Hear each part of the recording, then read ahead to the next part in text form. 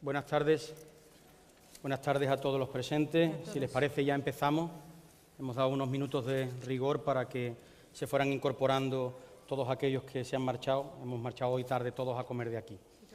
Bien, mi nombre es Diego Ramos, soy el director general de Participación y Equidad de la Consejería de Educación, Cultura y Deporte, y me toca moderar este foro de debate que por el número de inscripciones que ha habido al mismo, denota de dónde se pone el acento desde el punto de vista de la importancia para evitar la violencia de género en muchísimos focos. Efectivamente, la educación, como todos ustedes saben, es un elemento importante y precisamente por eso ha sido uno de los foros de debate donde más inscripciones ha habido. Quiero también agradecer, antes de empezar, a la Consejería de Justicia e Interior, especialmente a la Dirección General de Violencia de Género, la invitación que han cursado a la Consejería de Educación para que podamos explicarles aquí qué es lo que estamos haciendo y, sobre todo, cuál es el punto de partida de dónde venimos y cuáles son nuestras estrategias de futuro.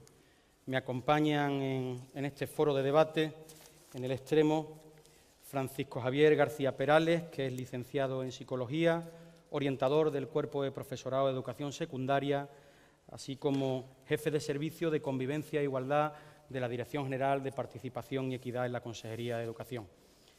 Aquí a mi derecha, Carolina Alonso Hernández, que es profesora de GB, además es máster de Género, de Relaciones Interpersonales, Sexualidad y Terapia del Reencuentro por la Universidad Pablo de Olavide y es actualmente coordinadora regional de la Red Andaluza Escuela Espacio de Paz. Buenas tardes, Carolina. Buenas tardes.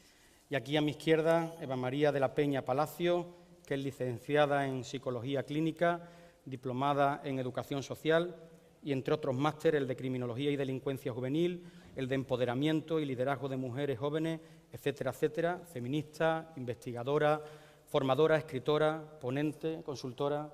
Buenas tardes, Ana María. La idea de este foro de debate, para intentar hacerlo ágil, es hacer una pequeña exposición, os haré una pequeña exposición desde el punto de vista de las actuales políticas de la Consejería y pasaremos inmediatamente a hacerle una serie de consultas, de preguntas a los miembros del foro, tanto a Javier como a Carolina como a Eva, con idea de tener siempre un margen de tiempo suficiente para que todos aquellos que tengáis, aquellas que tengáis alguna duda que disipar y, sobre todo, alguna sugerencia, lógicamente, siempre bienvenida. Y sin más dilación, comenzamos un poco en la exposición que os quería trasladar. Veréis, cuando me preparaba para el Congreso, mi intención fundamental era exponeros muy sintéticamente, por el tema de los tiempos, explicaros de dónde partimos de la Consejería de Educación, en qué situación nos encontramos ahora y qué es lo que queremos hacer en el corto y en el medio plazo, tanto en el ámbito de igualdad, tanto con el ámbito de coeducación, como en el ámbito de la violencia de género. La educación, como todos ustedes saben, es un factor de poder ideológico. Es un espacio donde se pueden transmitir valores como libertad, democracia, igualdad, etcétera, etcétera. Gracias a la democratización de nuestro país y el avance en educación, hemos tenido como esos dos hitos instrumentos indispensables para la transformación social, como lo fue en su momento el logro de la universalización de la educación. Les quiero dar un dato porque es importante. En 1969, de esto hace solo 45 años, en tiempo histórico 45 años es muy poco desde el punto de vista de generación, había un 30% de la población andaluza escolar que no estaba escolarizada. Es decir, necesitamos saber desde hace muy poco tiempo cuál era el punto de partido que arrancaban. Por lo tanto, y volviendo a la línea argumental, la educación como factor de poder ideológico, como ustedes saben, en las sociedades integristas y profundamente machistas, lo primero que se hace es evitar que las mujeres se incorporen al ámbito de la educación. De ahí que en la presentación vean ustedes a Malala, que la hemos puesto, lógicamente, porque queríamos señalar ese ámbito de dificultad que existe no solo ya en países, digamos, del primer mundo, sino en muchísimos otros países en el ámbito de la educación, que es lo que le cuesta todavía a la mujer, incluso la propia vida. Pues bien, en un principio, en el ámbito de la educación había escuelas de niñas y escuelas de niños, femeninas y masculinas, separadas, lo que era la educación segregada. Y había una escolarización para ellas donde había unos mínimos cognitivos que lo que perseguían era la transmisión de los roles tradicionales. ¿Cuáles eran esos roles tradicionales para niñas y para mujeres? La gestión y la economía del hogar, la maternidad, el cuidado de los demás. Eso era lo que en esa educación de niñas y mujeres segregada se hacía cuando la mujer se incorpora hace ya algunas décadas al ámbito educativo. Pues bien, habría que ver en la situación actual, podemos hacerla a partir del ámbito de los 70, cuando aparece el concepto de las escuelas mixtas. Las escuelas mixtas, yo soy hijo de la escuela mixta. Yo me incorporé al ámbito educativo a lo largo de los años 70 y yo sí vi como había una mayoría ya de centros que iban incorporando el concepto de escuela mixta. No obstante, en esa escuela mixta se adoptaba el currículum masculino. Es decir, el currículum femenino se quedaba absolutamente orillado. ¿Por qué? Porque para el hombre hubiera sido vergonzoso adoptar parte de ese currículum femenino y, sobre todo, para las mujeres que empezaban en curso a rehuir de él, podría ser incluso también pues, de segundo nivel. Bien, pues actualmente sí quiero decirles algún dato, que es que ese modelo de escuela mixta, esta mañana oía en alguna ponencia que tenemos un proceso de involución donde la educación segregada se vuelve a poner en valor. Aquí sí me gustaría detenerme, aunque solo fueran unos segundos. Verán, en Andalucía hemos defendido el modelo de educación inclusiva y no segregada entre hombres, entre niños y niñas. Es más, actualmente seguimos apostando por no financiar con fondos públicos aquellos centros educativos que segregan a niños de niñas.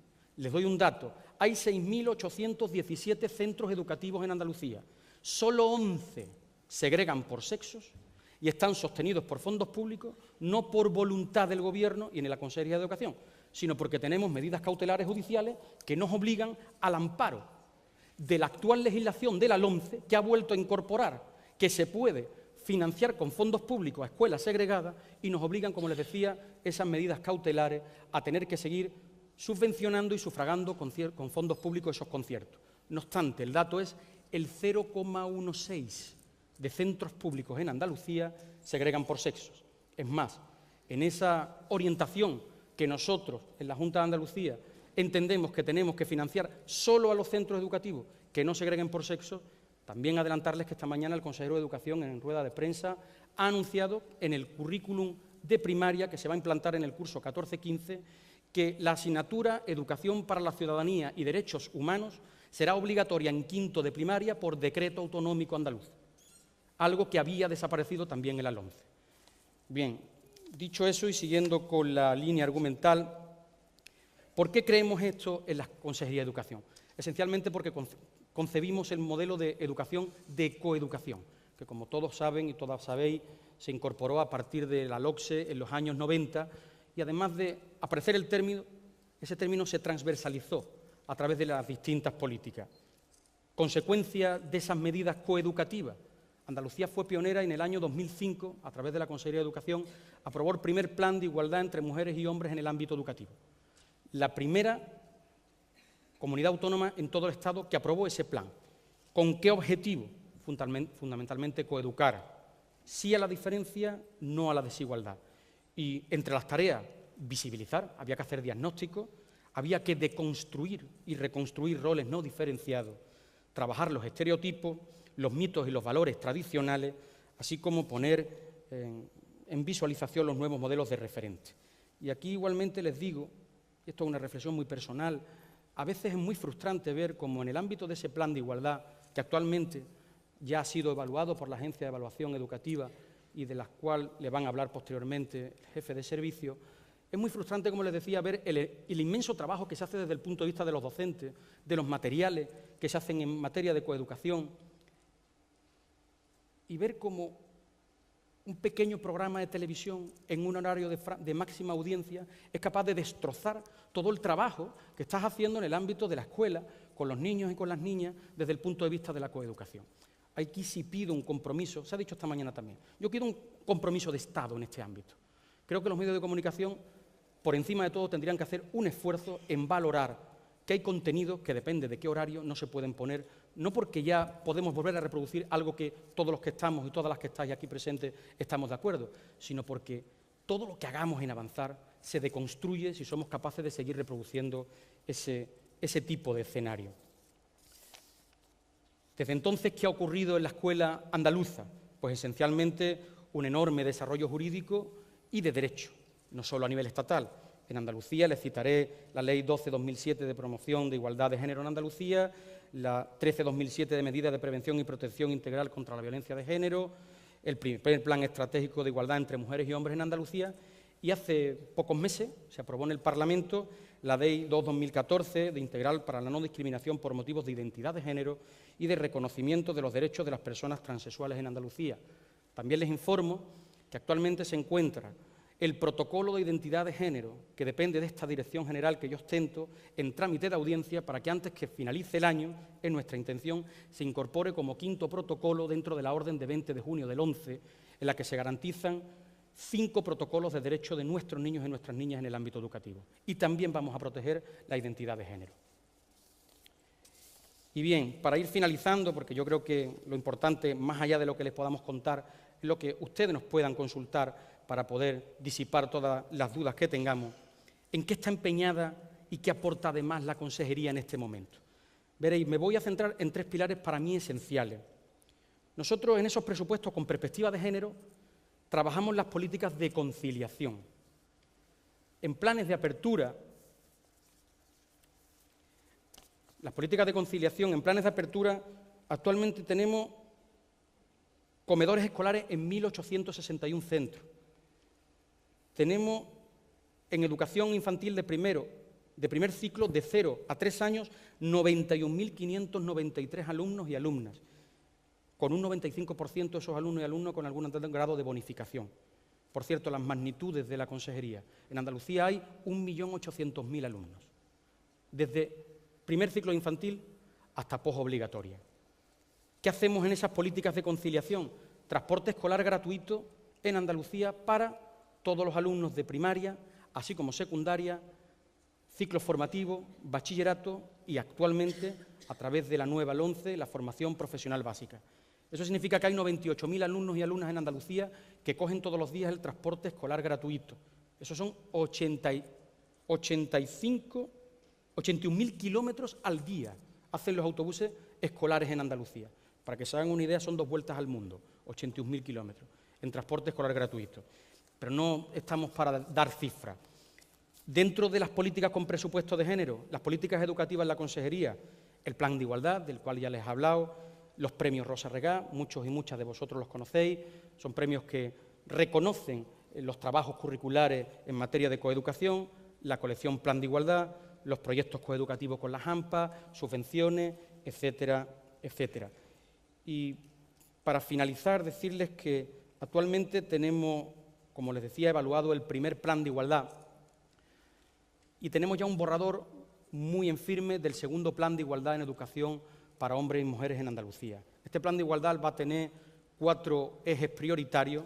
Uno de ellos es la formación de la comunidad educativa, algo que ya se viene haciendo en 32 centros de formación del profesorado en Andalucía, y a través del tercer Plan andaluz del profesorado, de formación del profesorado, que salió publicado en Boja hace escaso mes y medio aproximadamente, hay una línea estratégica de violencia de género para el segundo Plan de Igualdad.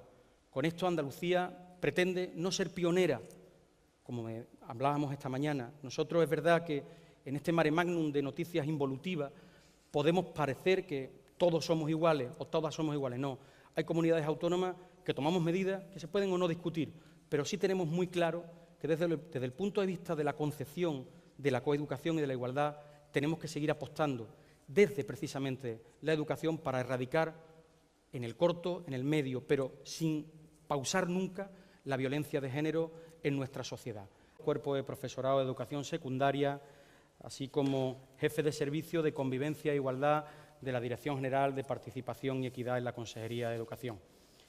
Aquí a mi derecha, Carolina Alonso Hernández, que es profesora de GB, además es máster de género, de Relaciones Interpersonales, Sexualidad y Terapia del Reencuentro por la Universidad Pablo de Olavide y es actualmente coordinadora regional de la Red Andaluza Escuela Espacio de Paz.